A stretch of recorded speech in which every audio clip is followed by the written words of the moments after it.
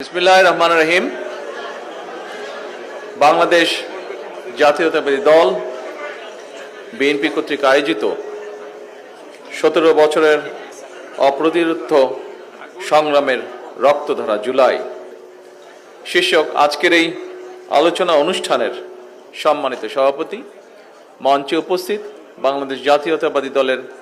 স্থায়ী কমিটির সম্মানিত সদস্যবৃন্দ, মঞ্চে উপস্থিত বিগত স্বৈরাচার বিরোধী আন্দোলনের আমাদের রাজপথের সংগ্রামী বিভিন্ন জাতীয় রাজনৈতিক দলের সংগ্রামী জাতীয় নেতৃবৃন্দ এবং আমার সামনে উপস্থিত স্বৈরাচার বিরোধী আন্দোলন, জুলাই আন্দোলন সহ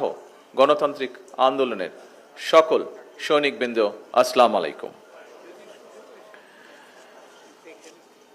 আমার মনে হয় আমরা আজকের এই অনুষ্ঠানটিকে ঘিরে যে আলোচনা করছি, এখানে আমার পূর্বে যে সকল বক্তা এখানে তাদের বক্তব্য উপস্থাপন করে গিয়েছেন, খুব সম্ভবত সকল কিছুই কম বেশি ক্লিয়ার হয়ে গিয়েছে। বিশেষ করে মান্না ভাই লাস্টে যে সকল কথাগুলো বলে গিয়েছেন আমার আগে দিয়ে, সকল কথাগুলোই আমাদের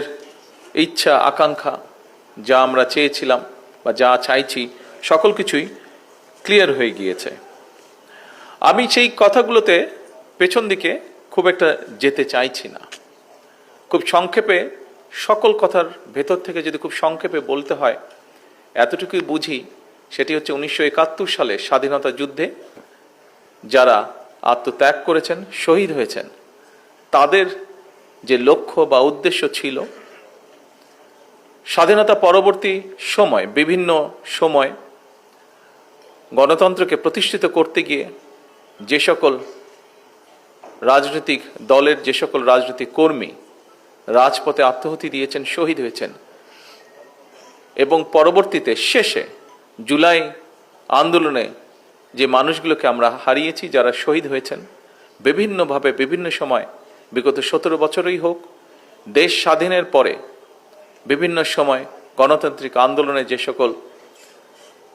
রাজনৈতিক কর্মীবৃন্দ বিভিন্নভাবে ক্ষতিগ্রস্ত হয়েছেন, প্রত্যেকের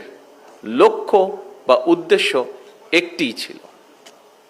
কি সেই লক্ষ্য বা উদ্দেশ্য? এক, এই দেশের মানুষের রাজনৈতিক অধিকার প্রতিষ্ঠিত করা, অর্থাৎ মানুষ রাজনৈতিক অধিকার বলতে খুব সংক্ষেপে যদি আমরা বুঝে থাকি, তার কথা বলার অধিকার, মত প্রকাশের অধিকার, এবং বহির্বিশ্বে, বাংলাদেশ সহ বহির্বিশ্বে যেটি প্রতিষ্ঠিত